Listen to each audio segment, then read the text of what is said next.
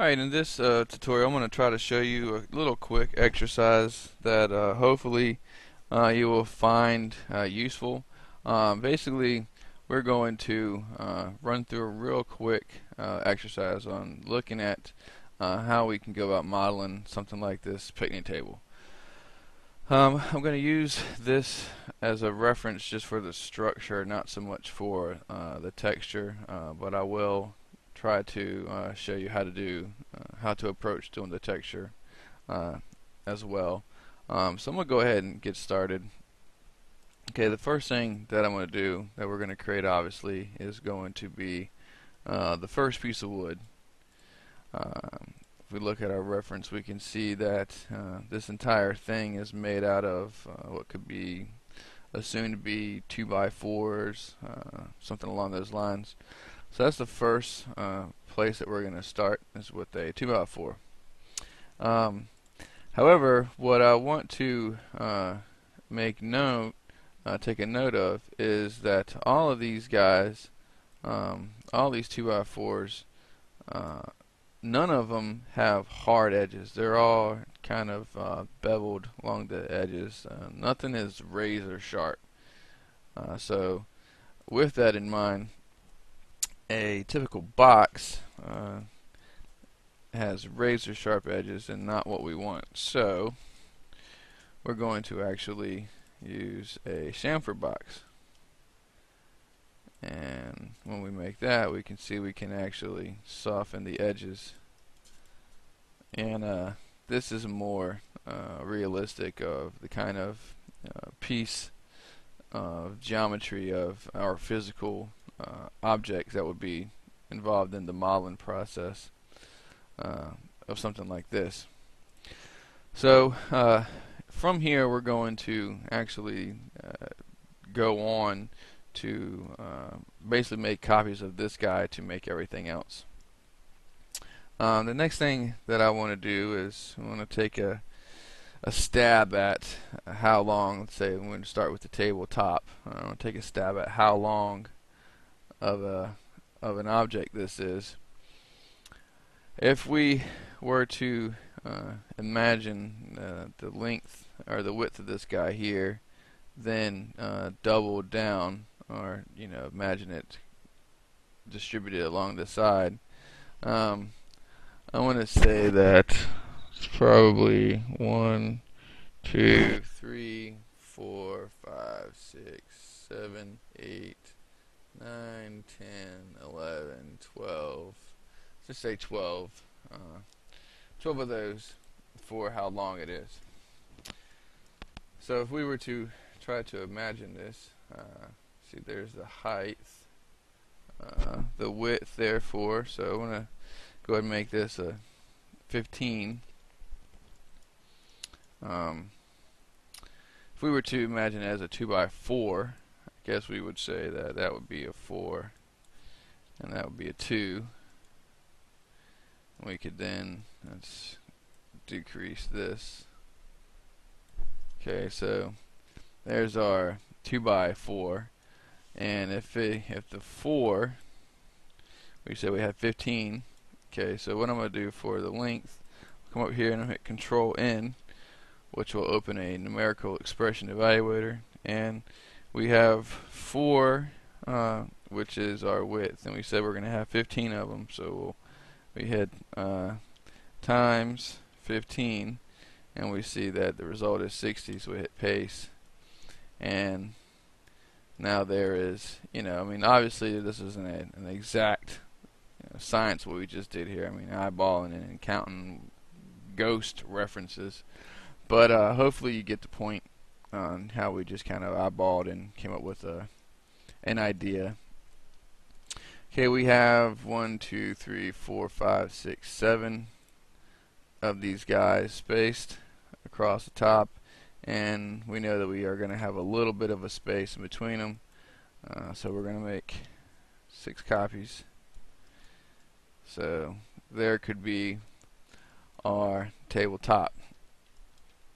Now, the first way that I want to show you texturing, we're actually going to need to what I've liked to do is texture this at the same time as modeling.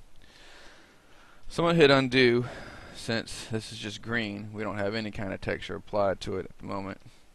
I'm going to hit M. Let's go into our material editor, and for the diffuse we're going to come over here and we're going to click none and come over here and load a bitmap. The first thing that I'm going to do, depending on your computer, obviously this is a Max 9 kind of thing, and Max started adding started changing up the directory where it puts images. For example, if we just hit up, we see that we're in the scene assets up here. There are no map folders here. We come up, we see that we are in we see more folders, but we don't see any maps, and that's what we want to kind of do, is pull from some maps. The map directory is actually found in the C drive, and then it's going to be inside your program files folder. Then you're looking for an Autodesk, and then the version of Max that you are currently running, and then here you'll have a maps folder. Inside of this maps folder, now this obviously depends on the kind of install that you have. You might not have any of these textures depending on the install you're using. But hopefully, let's just say that you do. And what I'm going to do is I'm going to go into wood, and I'm going to actually make this file. This file is actually available to you on my website. So if we take a look at this guy here, I'm going to hit preview. Okay, we can see we got a pretty good reference here, or pretty good image of some 2x4s, I guess we could say. I also have another one here, and this is the one that I want to use actually for this one. And again, this is going to be you can find this on my website. You can download this file so you can follow along with me. So we'd load that into our bitmap channel, and I'm going to go ahead and apply and show this material on our 2x4. Now if we zoom in, we can see that that material, which consisted of what? Come over here and go view. 1, 2, 3, 4, 5, 6, 7, 8, 9, 10 different planks of wood is now stretched across one. So what I'm going to do is actually put a UVW map modifier on this.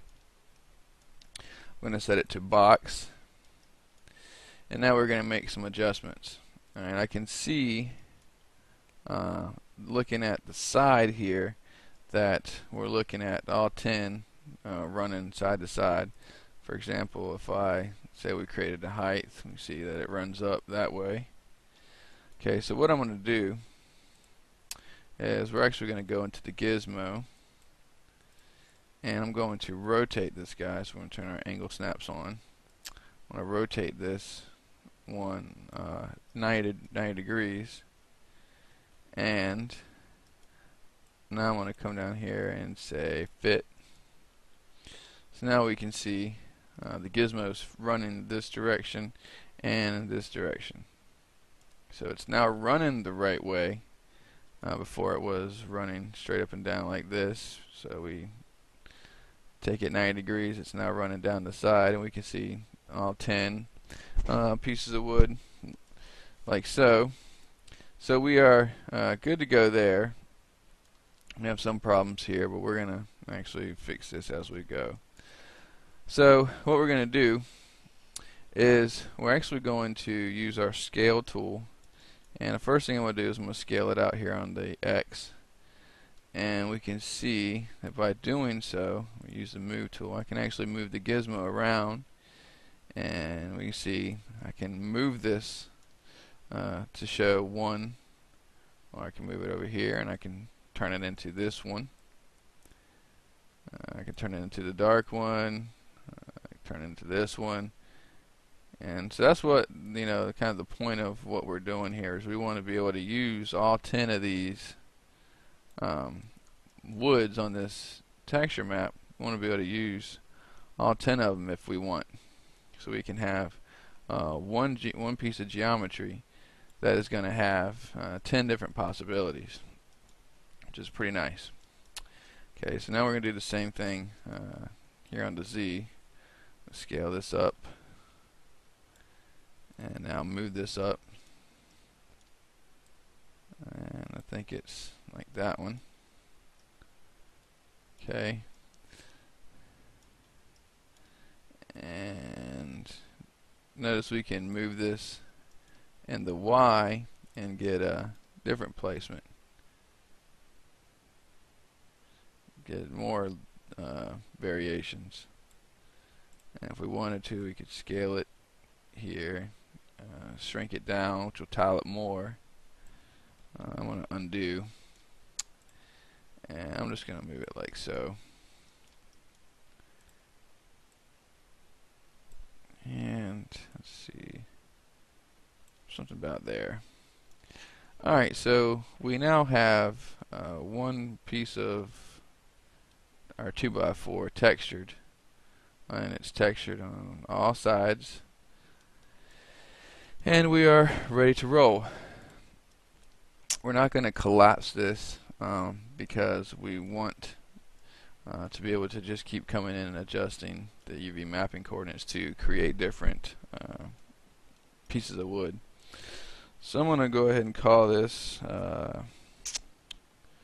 let's call it 2x4 1. Okay, and again we knew we had, go ahead and make a copy of this now, so I'm going to hold shift and let's copy this over, and we knew we wanted 7 all the way along the top. So now looking at this, we can see we have 7 really nice copies, but they are all identically the same. So now we come into each mapping coordinate, and we can move this over, and since we can't really see the side, kind of adjusting this is kind of futile since we can't see it. But what I'm going to do is just move it along so the tips here don't look the same, something like that. And I know that the wood is different color. This is dark, and it's not the same here. We are doing the best we can with one image, so let's just be happy with that. So moving to the next one, and maybe we'll go with that one on this one. Let's go with, I don't want to go that dark. Let's see. Maybe we'll go with that one.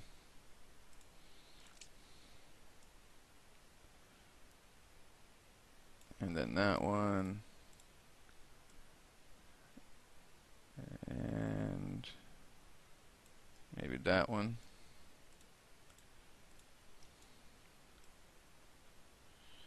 And maybe we'll have the dark one here on the end.